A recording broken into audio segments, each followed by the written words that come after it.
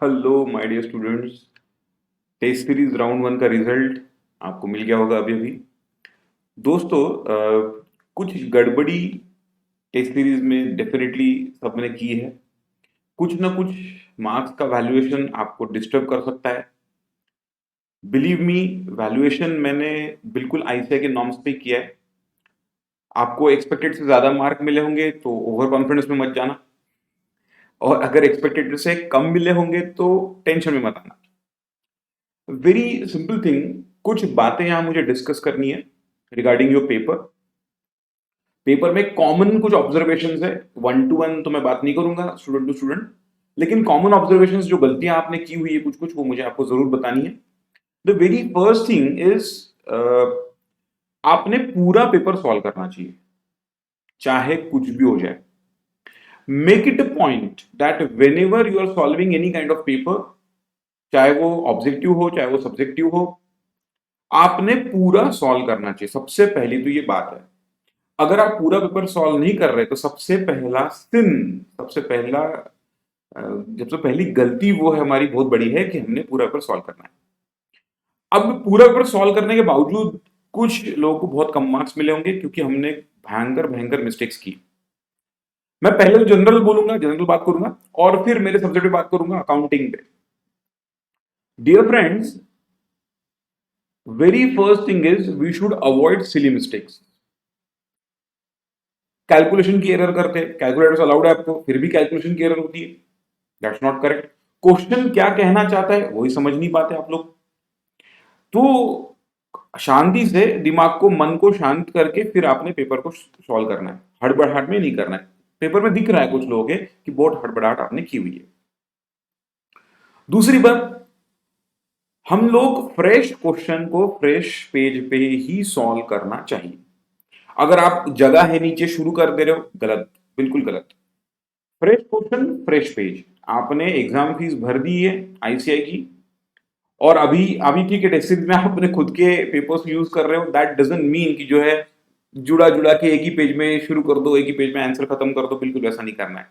Test series है, you have to make it very clear.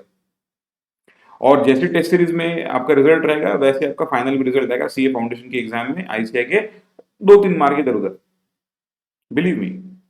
And that's why I am telling you with very confidence कि आप जो है, जो मेरी बातों पे ध्यान देंगे तो आपको डेफिनेटली इसका फायदा होगा। अपना नाम ही टेस्ट सीरीज का, ध्येय, द टेस्ट सीरीज, तो यू कीप अ ध्येय इन फ्रंट ऑफ यू। तो पहली बात कि पूरा वर्क सॉल्व करना है। दूसरी बात, हमने जो है सारे क्वेश्चन सॉल्व करते समय एक ध्यान रखना है, फ्रेश क्वेश्चन को फ्रेश पेज पे सॉल्व करना है। It is your written communication, your appearance, and that's why you have to be very thorough in it. बहुत अच्छे तरीके से आपने जो है इसकी प्रेजेंटेशन रखनी चाहिए पेपर की। उसके बाद में थ्योरी, अगर आप लिख रहे हो, थ्योरी क्वेश्चन को अटेम्प्ट कर रहे हो, तो पैराग्राफ पैराग्राफ पैराग्राफ में लिखने की जरूरत नहीं है। यू गिव बुलेट पॉइंट्स कि ये आपके पॉइंट्स है, give in bullet points. Distinguish पूछा है, उसको भी आप बुलेट में लिख सकते हो अलग अलग, या उसको टी फॉर्मेट में आप लिखते हो टेबल बना के वैसे लिख सकते हो, लेकिन प्रेजेंटेशन सुंदर होना चाहिए। और थ्योरी क्वेश्चंस में खास करके यू शुड अंडरस्टैंड कि कुछ कुछ चीजें आपने पेंसिल से अंडरलाइन कर देनी है। वैल्यू को सिंपल चीज आपको प्रेजेंट करनी है कि बॉस ये हमारे कोर पॉइंट्स है, इस पे नजर डालो, टिक मारो, आंसर डालो, आगे बढ़ो। Value is suppose to value too many papers, और उसका इतना टेम्परामेंट नहीं, एक एक पेपर में एक चीज ढूंढते बैठेगा, तो थोड़ा वैल्यूअर का टेम्परामेंट क्या होगा उसके हिसाब से आपको सोचना। And that's why I would say कि present your answer in a very precise manner. तो ये लॉ के लिए भी काम में आएगा आपको, ये बीसीआर के लिए भी काम में आएगा, और अकाउंटिंग में तो काम में आएगा ही आएगा, और इसके आगे इंटर फाइनल में सब जगह काम में आएगा। That's why you should make a point कि जो हमारे खास आंसर्स है, मैं समझाऊंगा आगे आपको कैसे, तो उनको आपने जो है पेंसिल से ही आपने अंडरलाइन करना है। अच्छा, और एक बार इधर आओ। Very very very important that you have to write your paper with black ink, और पेन होना चाहिए बॉल पेन। तो बॉल पेन से, ब्लैक इंक से ही आप लिखिएगा पेपर। बहुत सारे बच्चों ने ब्लू, लाइट ब्लू ऐसे कलर्स में पेपर लिखे हैं। ये टेस्ट सीरीज में बीइंग फर्स्ट राउंड मैंने उसको वैल्यू किया, अगले राउंड में मैं उसको वैल्यू नहीं करूंगा। अगर ब्लू पेन दिखा तो मैं स्क्रैच करके पेपर को 0 मार्क देके आगे बढ़ जाऊंगा। इसलिए ध्यान रहे कि आपको जो है ब्लैक पेन से ही पेपर लिखना है। Please make it a point, write even the test series with your black pen. Accounts का पेपर और लॉ का बीसीआर का पेपर आपको ब्लैक पेन से ही लिखना है। बात समझ में आई? गुड। अब आगे बढ़ता हूं। क्वेश्चन टारगेट क्या कर रहा है, उसकी पूरी इंफॉर्मेशन क्या है, ये जाने बिना क्वेश्चन को अटेम्प्ट नहीं करेंगे। चॉइस प्रॉपरली करेंगे, कौन सा क्वेश्चन को छोड़ देना है उसका चॉइस प्रॉपरली करेंगे। और मैंने टेस्ट सीरीज के इंट्रोडक्शन में भी आपको बताया था कि आप अगर एक क्वेश्चन को सिलेक्ट कर लिया, क्वेश्चन नंबर 3, तो क्वेश्चन नंबर 3 में अगर 3 सब पार्ट्स है ए, बी और सी, तो तीनों सब पार्ट्स एक जगह ही होना चाहिए, बीच में दूसरा क्वेश्चन नहीं आना चाहिए। क्वेश्चन 3 ले लिया तो क्वेश्चन 3A, 3B, 3C एक साथ होना चाहिए। उसके बाद आप कोई और क्वेश्चन ले लो, क्वेश्चन 1 ले लो, क्वेश्चन 4 ले लो, क्वेश्चन 6 ले लो, नो प्रॉब्लम। लेकिन अगर आपने कोई भी क्वेश्चन चुना है तो वो क्वेश्चन के सारे सब पार्ट्स वही होने चाहिए, ए बी सी जितने ऑप्शन है वो वही होने चाहिए, ये ध्यान देना आप। दूसरा, काफी लोगों का पेपर जो है बहुत ही क्या कहते हैं वेग फॉर्म में, कुछ लिखा तो लिखा, नहीं लिखा तो नहीं लिखा। नो, ऐसा भी नहीं होना चाहिए। आंसर को सही ढंग से आप लिख के प्रैक्टिस करिए। और आपको पैटर्न ओवरऑल बताया, उसमें मैंने एक वीडियो जारी किया है कि पैटर्न क्या है, पेपर पैटर्न क्या रहेगा आपका, आपको मिला है पेपर वो पैटर्न वो, तो वो वीडियो जो है देख के पेपर पैटर्न के हिसाब से आप उतना तो भी ध्यान देना। और हाई वैल्यू आइटम्स को पहले अंडरटेक करना, हाई वैल्यू आइटम्स को। अब उसमें कई बार ऐसा होता है कि आप लोग बहुत सिंपल चीजें करते हो, जैसे ट्रू एंड फॉल्स। अब ट्रू एंड फॉल्स है वो तो क्या 12 मार्क्स हम कमा ही लेंगे, बिल्कुल गलत, गड़बड़ हो गई है। 12 में से 12 बहुत कम लोगों को मिले आप में से, बाकी सब बच्चों ने जो है उसमें जबरदस्त गड़बड़ी की है। तो ऐसी चीजें अपन अवॉइड करना चाहिए, ऐसी चीजें बिल्कुल गड़बड़ है। आपको टेक्निकल लिखना है दोस्तों, ये कोई बोर्ड का कोई यूनिवर्सिटी का पेपर नहीं है, कुछ भी लिख दो ब्लफ चलेगा नहीं। यहाँ वैल्यूएशन जो है बहुत प्रॉपर होगा, इसलिए you have to be very correct. Round 1 की हम बात कर रहे हैं, तो टेस्ट सीरीज राउंड 1 का पेपर आपके पास है, सॉल्यूशन भी मैं आपको दे दूंगा, और सॉल्यूशन को पहले मैं आपको डिस्कस कर रहा हूं आपके साथ, फिर आगे बढ़ रहा हूं। तो आइए देखते हैं राउंड 1 के सॉल्यूशन में क्या है, राइट। सो दोस्तों, ये आपका पेपर का सॉल्यूशन है राउंड 1 का, ध्यान दीजिएगा आप अच्छे से। ट्रू एंड फॉल्स, सबसे पहली बात, जैसे मैं फिर से एक बार रिपीट कर रहा हूं कि आपने जो है प्रॉपरली पेपर को सॉल्व करते समय ब्लैक इंक से ही सॉल्व करना है, लेकिन यहाँ पे मैं सिर्फ दिखाने के लिए, आपको हाईलाइट करने के लिए मैं ब्राउन इंक यूज करने वाला हूँ। Question number 1 true and false का क्वेश्चन है, उसमें आप पूरा क्वेश्चन कुछ लोगों ने रिपीट किया हुआ है। बच्चों, आप स्कूल में नहीं हो, आप स्कूल से बाहर आए हो, बोर्ड की एग्जाम नहीं दे रहे हो, we don't have this much time, and that's why पूरा क्वेश्चन रिपीट करने की जरूरत नहीं है। You need not to repeat any question, I tell you, ठीक है, मेक इट अ पॉइंट। और जो मेन आंसर है, जस्ट राइट ट्रू या फॉल्स एज द केस में be, just write true and false, that's all. आगे column देके उसका रीजन करेक्ट दो। अब रीजन करेक्ट दो, जो मैंने बोला वो बहुत इंपॉर्टेंट है। जैसे मैंने आपको बताया, मैंने ब्राउन इंक से आपको दिखाना है क्योंकि आपको दिखेगा नहीं ब्लैक में, इसलिए मैं ब्राउन इंक यूज कर रहा हूँ। एग्जाम में ब्राउन इंक तो सवाल ही नहीं आता, आपको क्या करना है, आपको प्रॉपर ब्लैक इंक यूज करना है। अब यहाँ पे क्या करना है कि ये कौन सी एरर है, तो यहाँ पे ये वर्ड कंपेंसेटिंग एरर्स, इसमें बहुत इंपॉर्टेंट है, आपने हाईलाइट कर देना चाहिए, एक एक अंडरलाइन तो भी कर देना चाहिए, कंपेंसेटिंग एरर। दूसरे क्वेश्चन में जैसे कैपिटलाइज्ड जो है वो एक्सपेंडिचर है, which is capitalised, such expenditure are not revenue, तो ये दो चीजें भी अंडरलाइन कर दे तो आप ज्यादा अच्छे से उसको हैंडल कर पाओगे। एलएलपी एक्ट है, कुछ लोगों ने ईयर में गड़बड़ कर दी। अब ईयर पता नहीं तो मत लिखिए, पता है तो अच्छे से लिखिए। कम से कम 4-5 एक्ट है जो अपने को नो फाउंडेशन के काम के, उनके ईयर तो भी करेक्ट लिखिए। इंडियन पार्टनरशिप एक्ट कितना है, 1932 है। एलएलपी एक्ट कितना है, 2008 है। कंपनीज एक्ट कितना है, 1956 नहीं है, 2013 है, बरोबर है। तो 2010 एक्ट कंपनी का है। तो ये जितने भी एक्ट हमको है उसके ईयर्स आप ध्यान में रखिए, कम से कम वो प्रॉपर आपको लिखना है। वो लॉ के पेपर में भी काम में आएंगे, अकाउंट के पेपर में भी आपको जबरदस्त काम में आएंगे। ऐसे आप प्रॉपरली जो है सेंटेंस के साथ लिखिए, प्रॉपरली सेंटेंस के साथ लिखिए। ये 6 × 2 12 मार्क्स है, तो आपको ध्यान देना है 1 मार्क तो आपके ये आंसर पे और 1 मार्क आपके सेंटेंस पे। तो आपने ये गलत लिखा तो 1 मार्क गया, और इसके साथ तो सेंटेंस गया ही गया, मतलब ये गलत तो ये गलत डेफिनेटली। और अगर आपने ये सही लिखा है या आपने सही लिख दिया है तो जो है उसके भी आपको सेंटेंस के मार्क भी देखने पड़ेंगे कि सेंटेंस में आपने क्या लिखा है। तो 1 मार्क तो आपको बिल्कुल यहां पड़ेगा, 1 मार्क, और 1 मार्क आपके सेंटेंस में आपको पड़ेगा, ध्यान देना, ठीक है। तो सेंटेंस करेक्ट लिखना, कुछ भी ब्लफ स्टोरी उसमें नहीं लिखना। डिस्टिंग्विश्ड, यस, प्रोविजन और कॉन्टिजेंट लायबिलिटी पे डिस्टिंग्विश था। यू शुड अंडरस्टैंड प्रोविजन क्या है आपको जो है बिल्कुल उसको डेफिनेशन अच्छे से पढ़ना चाहिए। कंटीजेंट लायबिलिटी मैंने पढ़ाया है, कंटीजेंसी इवेंट के साथ वो कनेक्ट होती है और उसको आप फॉर्मेट में जो है ये ऐसे टी फॉर्मेट में आपने लिखा तो भी चलेगा। 4 मार्क का क्वेश्चन है बच्चों वो, अगर वो 4 मार्क का क्वेश्चन है तो मिनिमम 4 पॉइंट्स आपके होने चाहिए और टू द पॉइंट होना चाहिए, बहुत पैराग्राफ लिखने की जरूरत नहीं है। ये आपको जो मिल रहा है ये मॉडल आंसर है और ये मॉडल आंसर मैं डेफिनेटली लंबा दूंगा क्योंकि आप इतना पूरा याद नहीं करने वाले हो, इतना पूरा एग्जाम में लिख नहीं पा रहे हो, लेकिन आपने एग्जाम में जो लिखना है वो टू द पॉइंट लिखना है, बहुत सारी थ्योरी आपने लिखने की जरूरत नहीं है, मार्क्स 4 ही है, ठीक है, ध्यान देना। अच्छा एक और बात, ये जो क्वेश्चन सी था हमारा डिप्रिसिएशन जो है हमको पीरियोडिक वे से चेंज करके बताना था, इसमें आपने ध्यान देना है, आपने ये सही निकाला, दिस इज करेक्ट, ये भी सही निकाला, ये भी सही निकाला, ये भी 84,000 पर एनम भी सही निकाला, लेकिन एक और पॉइंट था वहां पे, यहां पे लिखा था in case the entity would have continued with estimated of 7 years remaining useful life the depreciation of fourth year would have been 64,000, ये आपने जो है उसमें लिखा ही नहीं। इस सीरीज में तो मैंने मार्क दे दिए, लेकिन आगे की सीरीज में शायद आपको ऐसी जगह मार्क्स नहीं मिलेंगे। You have to give the complete answer, ये आंसर भी आपका बहुत इंपॉर्टेंट है, ये भी आपको अच्छे से देना चाहिए। इसके बाद आपका नेक्स्ट क्वेश्चन था क्वेश्चन 2A। क्वेश्चन 2A जिन्होंने चॉइस किया, ध्यान देना चाहिए था, पहले हमको करेक्टेड बैलेंस निकालना था कैश बुक का। सबने 16,500, सबने नहीं बोलूंगा मैं, 2-4 लोग ऐसे हैं जिन्होंने ठीक किया, लेकिन बाकी मेजोरिटी लोगों ने 16,500 से रिकंसिलिएशन स्टेटमेंट शुरू किया जो कि गलत है। एंड दैट्स व्हाई क्या होना चाहिए, आपने पहले 16,500 ओपनिंग बैलेंस डाल देना है, फिर कैश बुक को करेक्ट करना है and you have to find out the closing corrected balance of cash book. और एक बार करेक्टेड बैलेंस कैश बुक आ गया तो फिर वहां से आपको रिकंसिलिएशन स्टेटमेंट बनाना था, और रिकंसिलिएशन स्टेटमेंट में सिर्फ 2 पॉइंट थे, रिकंसिलिएशन स्टेटमेंट में सिर्फ 2 पॉइंट थे, एक ओवरड्राफ्ट लिख देना था, एक था 10,500 चेक वाला, एक था जो है 2,000 not send to bank for collection, इसको आपको रिवर्स कर देना था, और एक था ये 8,750, सॉरी मैं 2 बोले, 3 पॉइंट्स थे बस, ये 3 पॉइंट्स पर रिकंसिलिएशन होने वाला था, और क्लोजिंग बैलेंस जो है वो 25,330 होना चाहिए था। तो प्लीज ध्यान दीजिए, रिकंसिलिएशन करते समय this was not plain reconciliation, corrected balance के साथ रिकंसिलिएशन करना था। So first you had to find out what is the corrected balance, और करेक्टेड बैलेंस देख के फिर ही आपने रिकंसिलिएशन को जो है करना चाहिए था। डू यू अंडरस्टैंड बच्चों?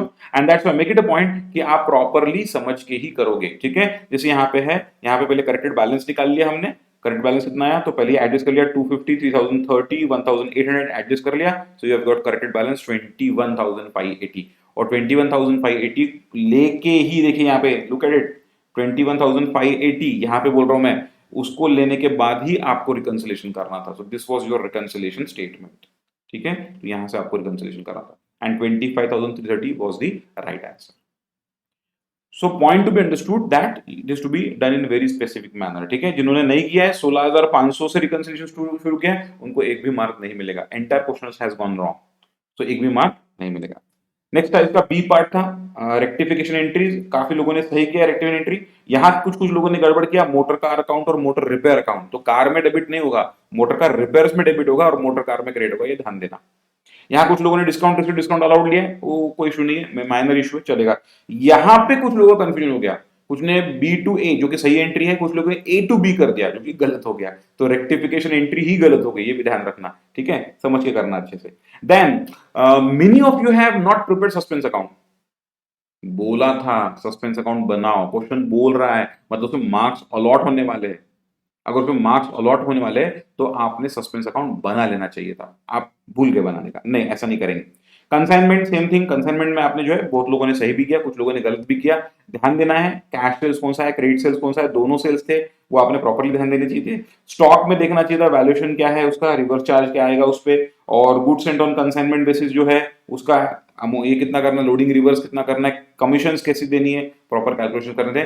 काफी लोगों ने सही किया, कुछ लोगों ने गलत भी किया, ध्यान देना चाहिए। अच्छा इसके साथ एक ही अकाउंट पूछा था, stock lost on consignment account, और कुछ नहीं पूछा था, तो कंसाइनी का अकाउंट नहीं भी बनाया होता आपने तो भी कोई ज्यादा फर्क नहीं पड़ता था, आपको कंसाइनमेंट और स्टॉक है, दो ही अकाउंट पूछे थे। देखो हमारे पास समय ऑलरेडी कम है, इसलिए जितना समय अच्छा है उतना जो है सही चीजों में हमको इन्वेस्ट करना है, इसलिए एक्स्ट्रा का जनरली ना करे तो बेहतर है। 10 मार्क थे इस क्वेश्चन के लिए, ठीक है। आपको स्टॉक अकाउंट बनाना था, आपने बनाना था कि भाई कंसाइनमेंट में क्रेडिट, स्टॉक में डेबिट, टोटल वैल्यू आती है 8626, इंश्योरेंस क्लेम उसके साथ 3,300 मिल गया, बचा कुछ अब प्योर लॉस है, जाएगा नॉर्मल पी&एल या जनरल पी&एल अकाउंट में, इतना छोटा सा अकाउंट आपको बताना चाहिए था। बी पार्ट है इसका, आपको जो है अकाउंटिंग एंट्री करनी थी इन द बुक्स ऑफ ए। यहाँ ध्यान दीजिए, यहाँ कॉस्ट कितना है, पहले मैं वर्किंग दिखाता हूं आपको, वर्किंग नोट देखो, कॉस्ट ऑफ गुड्स है 16,000 और ग्रॉस प्रॉफिट 25% ऑन कॉस्ट है, तो 25% ऑन कॉस्ट है 16,000 पे 4,000, टोटल सेल प्राइस कितना हो गया 20,000। इसलिए सारी एंट्री 20,000 से एक्सपेक्टेड थी, आप में से मेजोरिटी लोगों ने 16,000 पे पास की। मैं फिर से एक ही बात कहना चाहता हूं कि आप लोग पेपर पूरा पढ़े और होशो आवाज में पेपर को सॉल्व करें, ठीक है। तो बिल्कुल गड़बड़ जो है आपने करनी नहीं है पेपर में, बिल्कुल ध्यान दें, ठीक है। तो आप क्या करेंगे, आप पूरा क्वेश्चन पढ़ के करेंगे। तो यहाँ जो है 20,000 से एंट्री पास होनी चाहिए, क्योंकि सेल वैल्यू 20,000 है, तो पहले उसने सेल माना है तो 20,000 सेल की एंट्री आएगी। अगर उसने गुड्स अप्रूव कर लिया मतलब सेल हो गया तो एंट्री पास कर ली, वहां कोई एंट्री पास करने की जरूरत नहीं। रिजेक्ट हो गया तो सेल्स को रिवर्स करेंगे एंड द लास्ट एंट्री थी हमारी sales account debit to mister B account, ठीक है, rejecting the half goods, right. तो ध्यान ध्यान ध्यान देना, इसमें गड़बड़ आपने नहीं करना। एवरेज ड्यू डेट ये ठीक है, मेजोरिटी लोगों ने सही किया। कुछ लोगों ने इसको उल्टे कैलकुलेशंस किए हैं, ड्यू डेट यहाँ पे 10th मार्च, सॉरी बेस डेट यहाँ पे 10th मार्च ही होनी चाहिए, ये ज्यादा करेक्ट है। हाउएवर किसी ने दूसरे तरीके से भी किया है, उसको मैंने वैल्यू किया, अगर आंसर सही आया तो सही वैल्यू सही मार्क्स भी दिए, लेकिन इट इज एडवाइजेबल कि बेस डेट 10th मार्च है, बेस डेट को लेके चले तो ज्यादा सही है, उल्टा प्रॉब्लम सॉल्व नहीं करना। मैथमेटिकल प्रॉब्लम है, आंसर सही आता है, लेकिन however it is highly advisable कि आपने उल्टा इसको सॉल्व नहीं करना चाहिए, ठीक है। ओके, उसके बाद इसका इंटरेस्ट भी बहुत लोग भूल गए इंटरेस्ट कैलकुलेट करना ही भूल गए, बिल्कुल भूलना नहीं। 1607 ये इंटरेस्ट इसका आता है अप्रोक्सीमेट, पॉइंट को राउंड ऑफ करके, तो ये आपने बिल्कुल करना चाहिए था, भूलना नहीं चाहिए था। Have you got it? Okay. उसके बाद में करंट अकाउंट, कुछ लोगों ने, बहुत कम लोगों ने इसको ऑप्ट किया, करंट अकाउंट ने 5 मार्क के लिए था, लेकिन 3-4 ही कैलकुलेशन थे, कैलकुलेशन आपके सामने इस प्रकार से करना चाहिए था। कुछ कुछ लोगों ने डेज कैलकुलेशन में गड़बड़ की थोड़ी सी, ठीक है, डेज कैलकुलेशन में गड़बड़ बिल्कुल नहीं करना, डेज कैलकुलेशन एकदम प्रॉपर होनी चाहिए आपके। यहाँ 123 डेज आते हैं ओपनिंग बैलेंस के और सेल्स के 77 एंड सो ऑन। इसका आपको आंसर निकालना था, इसका इंटरेस्ट आना चाहिए था 18.48, ठीक है, राउंड ऑफ 18 किया तो भी चलेगा, 19 नहीं करेंगे, आप 18.48 लिखेंगे या 18 लिखेंगे, चलेगा। ओके, क्वेश्चन 4 है, मेजॉरिटी लोगों का सही था, अच्छी आपकी प्रैक्टिस हुई है पार्टनरशिप की, और क्वेश्चन भी बहुत सिंपल था, दोनों बातें, क्वेश्चन भी बहुत सिंपल था, तो ये आपने सही किया है question.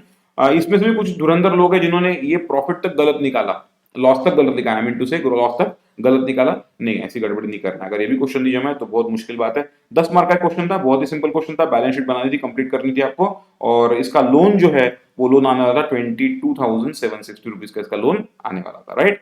City sports club receipt payment account, ये बहुत सारे लोगों का गलत आया, तो आपने एनपीओ पे थोड़ा ज्यादा ध्यान देना है, बहुत सारे लोगों ने इसको गलत किया। इसकी बैलेंसिंग फिगर रहनी चाहिए 27,800, और सब्सक्रिप्शन और सब यहाँ पे मैंने दिया है कैलकुलेशन, ये आप जरूर चेक करेंगे। वर्किंग नोट नंबर 3 अलग से सब्सक्रिप्शन दिया है, उसको देखेंगे आप। इसमें आपको दोनों बैलेंस शीट बनाना बहुत जरूरी है, क्लोजिंग की भी और ओपनिंग की भी, so please make both the balance sheet, opening balance sheet as well as closing balance sheet, ठीक है। तो आपको फंड्स मिलेगा, opening fund, opening balance sheet में से ओपनिंग फंड मिलेगा 2,34,300, और इसमें फिर जो है एक्सेस इनकम ओवर एक्सपेंडिचर मतलब सरप्लस ऐड करना पड़ेगा, सो आपका क्लोजिंग बनेगा। Very routine question this is, but you have to make it very clearly, ठीक है। तो ये पूरा जो है माय 5A क्वेश्चन बहुत ही सिंपल दिया था। क्या क्वेश्चन था? करेक्टेड ट्रायल बैलेंस बताना और सस्पेंस में करेक्ट फिगर डालना। आई वुड से 90-95 लोगों ने बहुत सही बनाया, लेकिन फिर भी 5% लोगों ने गड़बड़ किया, 5% लोगों ने गड़बड़ किया, ठीक है। तो गड़बड़ क्या नहीं होनी चाहिए। 25,580 इसका करेक्ट टोटल आता है, और सस्पेंस की बैलेंसिंग फिगर आती है 1,175, ये सस्पेंस की जो है फिगर आती है, ध्यान देना आपने। ओके, ये था आपका ग्रॉस प्रॉफिट, आपको जो है वो निकालना था, और उसमें से नेट प्रॉफिट निकालना था और आपको बताना था। क्वेश्चन जो है स्टेटमेंट फॉर्म में भी आप कर सकते हो, जो मैंने यहाँ पे दिखाया है स्टेटमेंट फॉर्म में, calculation of normal sales abnormal sales वो जो है मैंने निकाल ली इसमें से, ये जरा ध्यान देना चाहिए आपने। या इसको सीधे सीधे सबसे बेस्ट है ट्रेडिंग P&L अकाउंट वाले मेथड से करना चाहिए। तो ओपनिंग बैलेंस ले लिया, परचेस ले लिया, मैन्युफैक्चरिंग एक्सपेंस ले लिए, ग्रॉस प्रॉफिट जो है वहां 7,000 एबनॉर्मल लॉस, मतलब 7,000 के गुड्स बेचे जिसमें प्रॉफिट नहीं है, तो उसको एडजस्ट करना पड़ेगा आपको, एंड देयर बाय हमारा ग्रॉस प्रॉफिट आना चाहिए 1,17,000। 1,17,000 को हमने फाइनल किया और नेट प्रॉफिट आया 60,000। तो 60,000 is the right answer in this question. So कुछ लोगों का तो सही आया है, कुछ कुछ का गलत भी आया है, तो इस पर भी ध्यान देने वाली बात है। बहुत सिंपल क्वेश्चन था दोस्तों, ये भी आप आराम से कर सकते थे। हाँ, ये क्वेश्चन मेजोरिटी लोगों ने जो है एक ही गड़बड़ किया, ग्रॉस प्रॉफिट कैलकुलेट करते समय ये कुछ चीजों में आप भूल गए, एक बार इसको देख लो। इसको एक और बात, ये जो है जैसे आप लोगों ने ये ड्राइंग्स है इसको आपने क्रेडिट में डाला होगा, तो भी मैंने उसको सही वैल्यू किया है, नो प्रॉब्लम।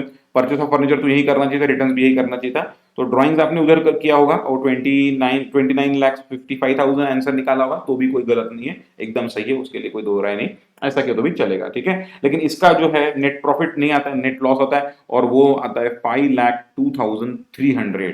सो इसको आपको ध्यान देना है क्वेश्चन में। सिली सिली मिस्टेक्स कुछ लोगों ने की है, उन मिस्टेक्स को आपको अवॉइड करना चाहिए। इसकी बैलेंस शीट बनानी थी, मेजोरिटी लोगों ने इसको सही तरीके से बना लिया है, कोई दिक्कत नहीं। हाँ, अब ये क्वेश्चन 6A काफी ट्रिकी था, काफी ट्रिकी। तो अगर हमने चॉइस करते समय क्वेश्चन 6A को अगर इग्नोर, मतलब क्वेश्चन 6 को इग्नोर कर दिया रहता तो भी चलता था, क्योंकि इसमें कैटेगरी वाइज पूछा था। तो out of six questions, 1 or 2 questions will be tricky guys. Question number 1 में कुछ ना कुछ गूगली रहेगी, और 2, 3, 4, 5, 6 में से कुछ ना कुछ गूगली एक आधे क्वेश्चन में रहेगी रहेगी। इसलिए आपने ध्यान देना चाहिए। जिन लोगों ने क्वेश्चन 6 को अटेम्प्ट किया, वो बाद में उनको ध्यान में आ गया, अरे बाप रे, तो बहुत डीप क्वेश्चन है, अंदर अंदर अंदर कैलकुलेशन हो रहे हैं, और उन्होंने वो उसको वहीं छोड़ के दूसरे क्वेश्चन को जाना चाहिए था, उस क्वेश्चन को कट कर देना चाहिए था, अगर आधे में छूट रहा है तो। इसको जो है हार्डली 2 या 3 लोगों ने सही किया है, बाकी सबने जो है गलत किया है। तो आपने इसका कैलकुलेशन देखना चाहिए। मैंने वहाँ इमीडिएट कैलकुलेशन दे दिया है, 4th एंट्री के बाद ही कैसे-कैसे कैलकुलेशन होंगे, तो आपने जो है इसको ध्यान देना है। कुछ लोगों ने भलती-भलती एंट्रियाँ पास की, पूरे फिगर्स गड़बड़ा दिए। इसमें बहुत ट्रिकी रहता है, अलॉटमेंट की फिगर प्रॉपर आनी चाहिए। अलॉटमेंट में बैंक में फिगर कितनी आनी है, कितना अलॉटमेंट मनी हम जो है रिसीव करने वाली, ये फिगर सारी प्रॉपर रहनी चाहिए भैया। तो इसको जो है अच्छे से आप ध्यान दीजिए। ठीक है, सारी एंट्रीज की भी मैंने बताई है। अल्टीमेटली जो है कैपिटल रिजर्व इसका सिर्फ 4,400 रुपया आता है, 4,400। ठीक है, कैटेगरी ए, कैटेगरी बी, उसके सारे कैलकुलेशंस, और एक कैलकुलेशन इसमें गूगली भी थी, आपको कैश बुक भी बनाना था। तो कैश बुक भी बनाना था, उसका मतलब आपने सारी एंट्री पास करके कैश बुक में बाद में कुछ एंट्री डालना चाहिए था, या इनफैक्ट इसमें जो कैश की एंट्री है वो आपने सीधी कैश बुक में पास कर देना था। मतलब यहाँ पे मैंने सारी एंट्री दिखाई है क्योंकि आपको समझ में आनी चाहिए। आप एग्जाम में ये एंट्री ट्रांसफर कर सकते हैं कैश बुक में, ये एंट्री में से कुछ पार्ट आप ट्रांसफर कर सकते हैं कैश बुक में, बरोबर है। वैसे ये बैंक की एंट्री है तो ये कैश बुक में जाएगी। तो आपने अरियर्स की एंट्री अलग करना चाहिए, कैश की एंट्री अलग करना चाहिए, और सारी कैश की एंट्री कैश बुक में दिखनी चाहिए। तो कैश बुक में सारी एंट्री दिखा के उसका बैलेंस भी आपको करना था, 23,95,000। सो this was really a tough question, tough in the sense time consuming question था, तो इसको शायद आपने ऑप्शन में छोड़ा रहता तो भी चलता था। ठीक है, so make a correct decision. आपने कौन सा क्वेश्चन छोड़ देना है, उसका डिसीजन आपका सही होना चाहिए। लेकिन इस क्वेश्चन के मार्क्स क्या थे? 15 मार्क्स थे। क्या बात है, मतलब अगर किसी ने क्वेश्चन पे कमांड लेके क्वेश्चन कर लिया तो एक साथ पूरे 15 मार्क उसके जेब में थे। तो क्वेश्चन नंबर 1 के 20 मार्क, चलो 20 में से 15 मिले, क्वेश्चन ये 6 के 15 मार्क, और एक आधा और क्वेश्चन किया तो भी पास तो होना बहुत ही सिंपल। सीए फाउंडेशन में अकाउंट्स के पेपर में पास होने के लिए कोई भी दिक्कत आपको नहीं आनी चाहिए। It is very very very very very very simple. Seriously बच्चों, बिलीव मी, बरोबर है। आप जो आपका जो 12 सीबीएसई दिए वो आप अपना पेपर देखिए, इक्वली लेंथी था आपका पेपर, या कुछ कुछ क्वेश्चन से ज्यादा भी थे कुछ कुछ पेपर्स में। ठीक है, तो डेफिनेटली आपका सीए 12 सीबीएसई का जो पेपर है उसी के एट पर ये सीए फाउंडेशन का पेपर आपको आता है। सिर्फ ट्रिकी होता है, थोड़ा सा डेप्थ से ज्यादा होता है, उतना आपने देखना चाहिए था। और क्वेश्चन 6 में और एक धोखे वाला काम था।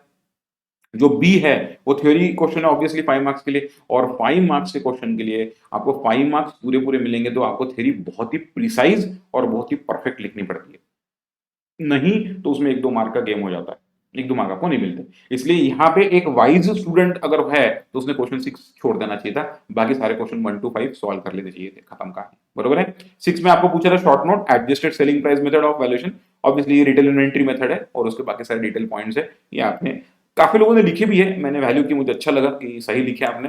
तो ये जो है आपने यहाँ पे पेपर आपका कंप्लीट कर लेना, ठीक है। सो ये थी कुछ बातें कि जो हम समझ रहे थे कि कैसे करेंगे हम एग्जाम में। तो दोस्तों डेफिनेटली ये सारी जो बातें आपने ध्यान रखनी है, और अपना फाइनल का पेपर मतलब सीए फाउंडेशन का आखिर जो बोर्ड का पेपर है, सॉरी आई मीन टू से आईसीएआई का पेपर है, वो आपने प्रॉपर दे देना चाहिए, ठीक है। सो ये सारे सॉल्यूशंस आपको मिलने ही मिलने हैं।